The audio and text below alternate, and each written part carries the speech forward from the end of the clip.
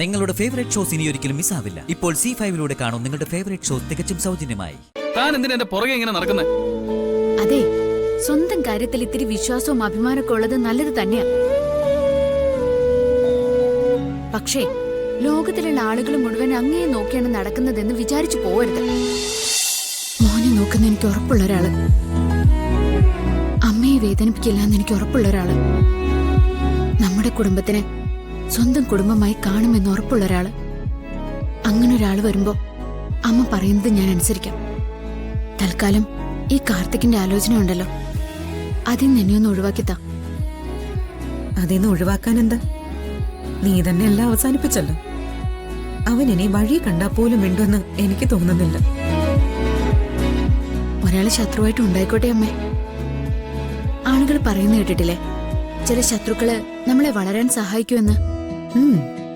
ഉം.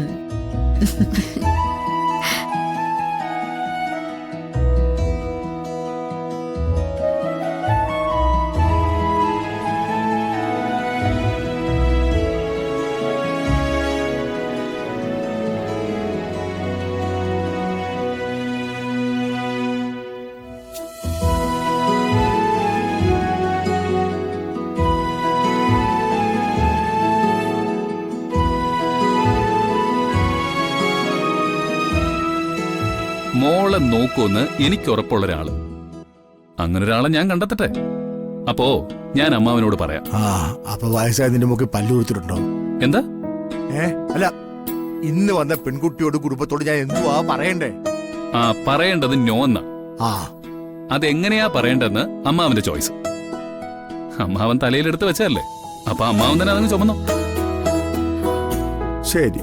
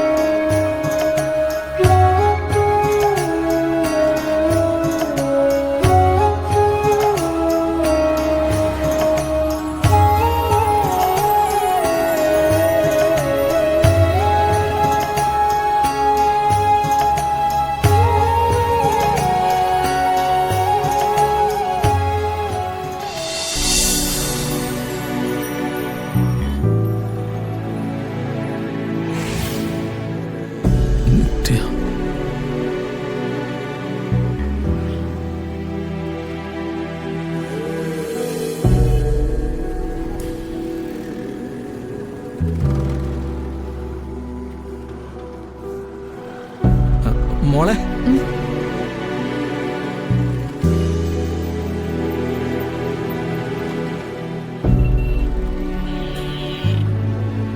അച്ഛനെന്താ അവിടെ നോക്കി? ക്ഷമിക്കണം മോളെ, എന്റെ ഏട്ടന്റെ മോള് നിൽക്കുന്നു എന്ന് കരുതിയിട്ടാ ഞാൻ വിളിച്ചത്. അത് സാരില്ലെങ്കിലേ.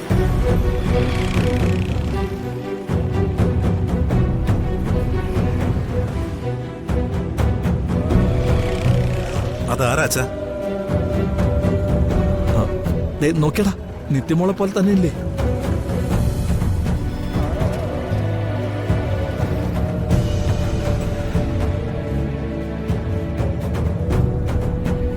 അച്ഛൻ എവിടെ ചെന്നാലും അച്ഛന്റെ കണ്ണുകൾ അവളെ മാത്രമാ തേടുന്നത്. എത്ര കൊല്ലം അയച്ച അന്വേഷിച്ച് നടക്കാൻ തുടങ്ങിയിട്ട് കണ്ടെത്താതെ പറ്റില്ല.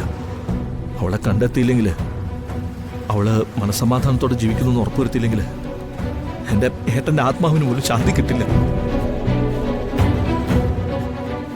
ഇക്കാലത്ത് മിസ്സിംഗ് ആയ ആളുകളെ കണ്ടുപിടിക്കാൻ ഒരുപാട് മാർഗങ്ങളുണ്ട്. അത് ചെയ്യാമെന്ന് പറഞ്ഞ അച്ഛൻ ഒരിക്കലും സമ്മതിക്കുന്നില്ലല്ലോ.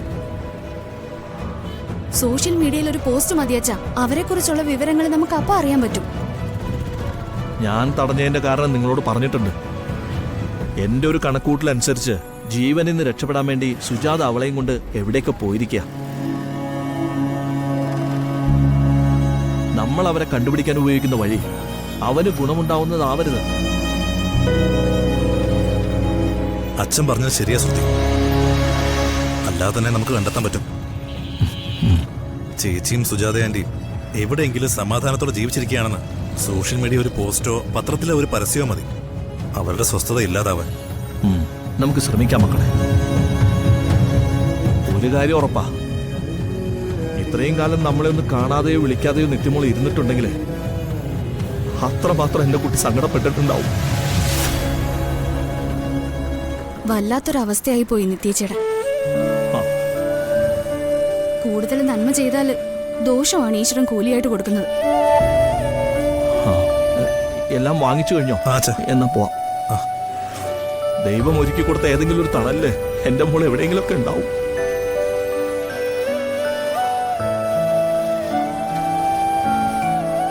വാ.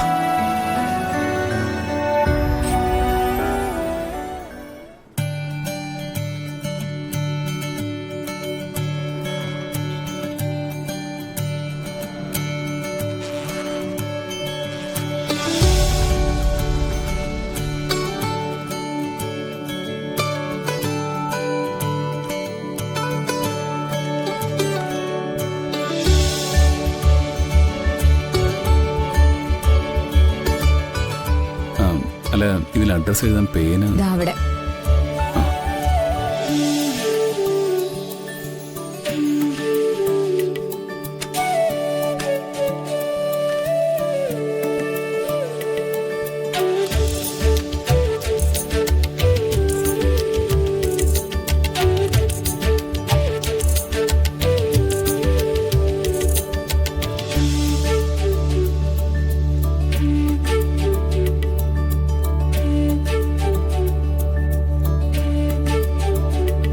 ഇതെന്ത് മര്യാദയാ?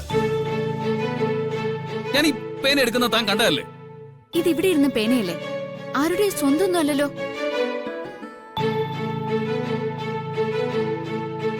അല്ല, ഞാൻ എവിടെ പോയാലും അവിടെയൊക്കെ താനുണ്ടല്ലോ. താൻ എന്തിനാ എന്റെ പുറകെ ഇങ്ങനെ നടക്കുന്നത്? അതെ, സ്വന്തം കാര്യത്തിൽ ഇത്തിരി വിശ്വാസവും അഭിമാനമൊക്കെ ഉള്ളത് നല്ലത് തന്നെയാ. പക്ഷേ ലോകത്തിലുള്ള ആളുകൾ മുഴുവൻ അങ്ങേ നോക്കിയാണ് നടക്കുന്നതെന്ന് വിചാരിച്ചു പോവരുത്. അതിനുള്ള പകിട്ടൊന്നും തനിക്കില്ല. ആ പേനയും തന്നെ. എനിക്ക് പോയിട്ട് വേറെ പണിയുള്ളതാ. പിന്നെ ഞങ്ങളൊക്കെ ഇവിടെ ഇങ്ങനെ തെക്കും വടക്കും നടന്നുകൊണ്ടിരിക്കുകയാണല്ലോ. ഇയാൾക്ക് മാത്രമാണല്ലോ പണിയുള്ളത്. ഡൗൺലോഡ് ചെയ്യൂ C5 ആപ്പ്. കാണൂ എല്ലാ എപ്പിസോഡുകളും സൗജന്യമായി.